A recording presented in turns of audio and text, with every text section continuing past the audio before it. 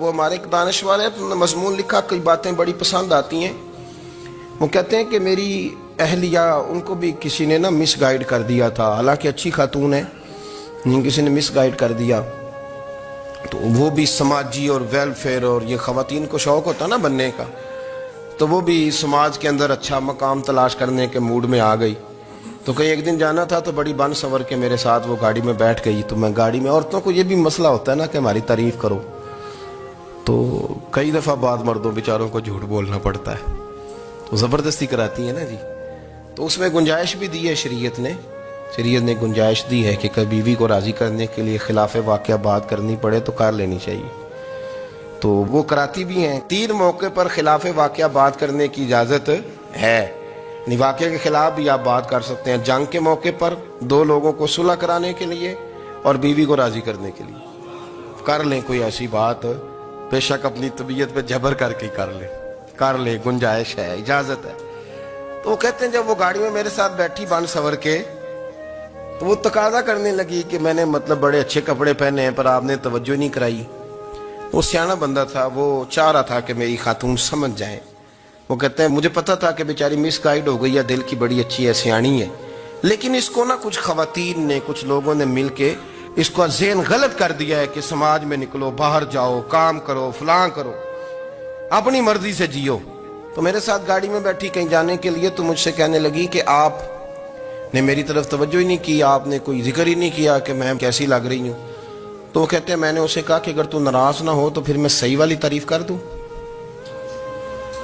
تو اس نے کہا کہ آپ کر دیں۔ تو کہتے ہیں میں نے درد سے اور خلوص سے اپنی بیوی سے کہا، خلوص کے ساتھ میں نے کہا میں تو روز گھر ہوتا ہوں، روز شام کو گھر ہوتا ہوں، اگر تو میرے لیے تیار ہوتی تو میں تیری تعریف کرتا، لیکن آج تو باہر جانے کے لیے تیار ہوئی، تو پھر ان سے تعریف کی امید رکھ جن کے لیے تو نے تیاری کی ہے۔ میرے لیے تیاری کرتی تو میں تو ہر شام تیرے پاس ہوتا ہوں۔ کہتے ہیں میرے لفظوں میں درد تھا تو وہ بھی رو پڑی، اور کہنے لگی آپ گاڑی روک دیں، مجھے باہر جا کے کسی کو راضی نہیں کرنا، میں نے اسے راضی کرنا ہے جس کو رب کریم نے میرا شوہر بنایا ہے اور میرے لیے منتخب کیا ہے، میرے ماں باپ کو۔ میں واپس لوٹتی ہوں۔ یہ ایک پہلو ہے سلگتا ہوا، اس کو سمجھا جائے۔ عورت کو ویسے بھی قابو کرنا بڑا آسان ہوتا ہے۔ اعلیٰ حضرت بریلوی رحمۃ اللہ علیہ فرماتے ہیں بیٹیاں نازک شیشیاں ہوتی ہیں، ان کو تو ذرا سی چوٹ لگے تو ٹوٹ جاتی ہیں۔ دیکھیں کتنا بڑا جملہ کہا بریلی کے امام، نازک شیشیاں، ذرا کوئی آدمی گمراہ کرتا ہے، ذرا خراب کرتا ہے۔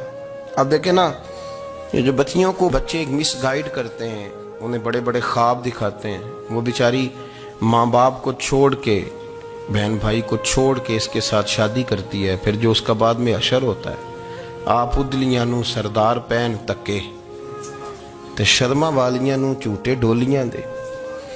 پھر وہ بیچاری ماں باپ رکھتے نہیں، وہ ظلم کرتا ہے، تو کتنی بڑی تکلیف میں وہ بچی آ جاتی۔ نازک شیشی ہوتی ہے نا تو ٹوٹ جاتی۔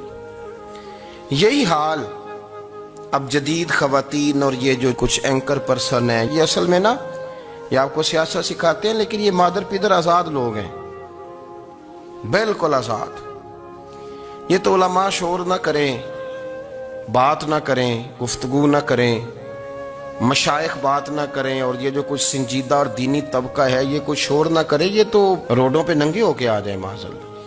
خوفناک نظریہ رکھتے ہیں یہ لوگ۔ عورت کو کہتے ہیں تیرے حقوق ہم تجھے لے کے دیں گے، مثلاً وہ کون سا حق ہے جو تم نے لے کے دینا ہے؟ میرے نبی کریم صلی اللہ علیہ وسلم اس کو بیٹی بھی بنایا ہے، اس کو بہن بھی بنایا ہے، اس کو ماں بھی بنایا ہے، اسے بیوی کا عالی شان رتبہ بھی عطا فرمایا ہے۔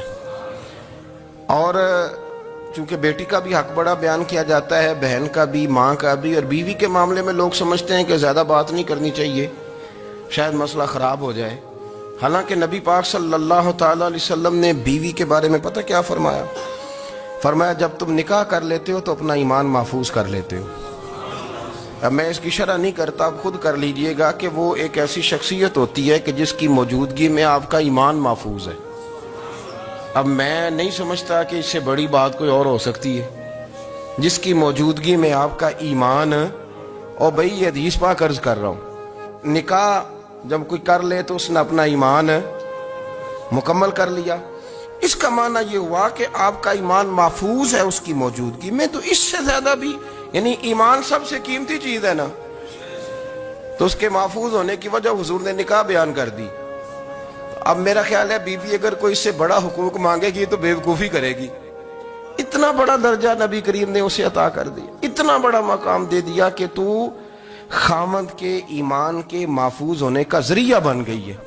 عورت کو جو حقوق رسول کریم صلی اللہ تعالی علیہ وسلم نے عطا فرمائے, نبی پاک نے جو حقوق دیے, دیکھیں نا حضرت عبداللہ ابن عمر رضی اللہ تعالیٰ عنہ کی اہلیہ بیمار تھی, تو جلدی جلدی سے وہ آئے. تو جب بہت جلدی ہو, سفر بڑا شدید تھا, تو آپ نے جلدی سے نماز ادا کی, جلدی سے چلے. آپ کے خادم کہنے لگے حضور خیریت ہے؟ فرمایا میری بیوی بیمار ہے. تو اس نے عرض کی حضور آپ کی اہلیہ بیمار ہے. تو آپ نے نماز بھی جلدی سے پڑھی, سفر بھی جلدی جلدی کیا. تو فرمانے لگے یہ وہ چیزیں ہیں جو ہمیں مدینے والے رسول نے سکھائی.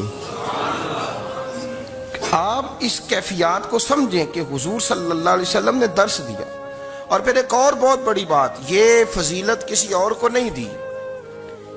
جو عورت کو حضور نے فضیلت دی, یہ فضیلت کسی اور کو نہیں دی. کبھی حضور نے فرمایا کہ تمہارا ابا تمہارے ساتھ بہت سخت رویہ کرے تو تم نے اس کو اس سختی پر داد دینی ہے.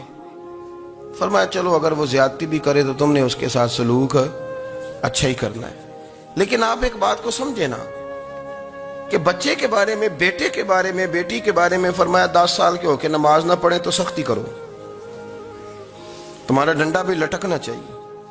بہت ساری جگہوں پہ بہت سارے لوگوں کے لیے سختی کا حکم دیا, لیکن عورت کے لیے حضور نے جو جملے کہے, اصل میں ہم سمجھتے ہیں کہ یہ ایک بات ہے, مشہور ہو گئی ہے روایت حدیث, تو بس اس کے پس منظر پر اور جملوں کے حسن پر شاید معاذ اللہ غور کرنے کی ضرورت نہیں. ذرا اس لفظ کی تاثیر پر غور کریں. حضور نے فرمایا عورت ٹیڑھی پسلی سے پیدا کی گئی ہے, یہ ٹیڑھی ہے, کو سیدھا کرنے کی کوشش کرو گے تو ٹوٹ جائے گی. تو حضور پھر ہمارے لیے حکم کیا ہے؟ فرمایا جیسی ہے تم اسی کے ساتھ نبھا کرو.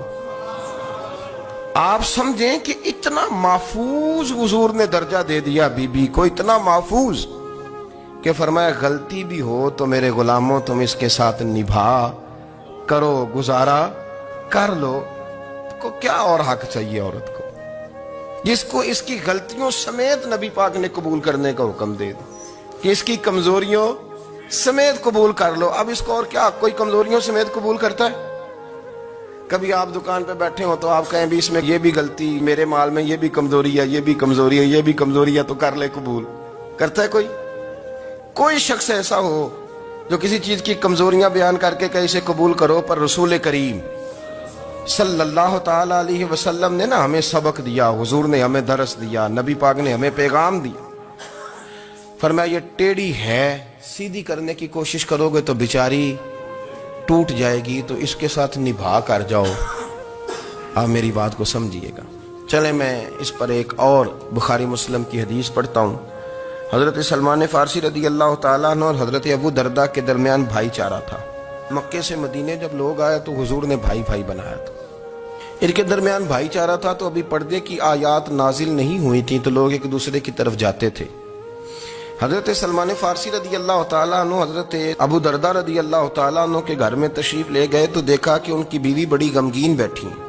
تو ہم نے فرمایا بہن کیا ہوا؟ تو کہنے لگی تمہارے بھائی کو دلچسپی کوئی نہیں رہی, ہر روز روزہ رکھ لیتا ہے اور ساری ساری رات نفل پڑھتا ہے. حضرت سلمان فارسی کہنے لگے ٹھیک ہے کر لیتے ہیں بندوبست. نماز دین ہے کہ نہیں؟ دین ہے نا یہ چیزیں. لیکن حضرت سلمان فارسی جناب ابو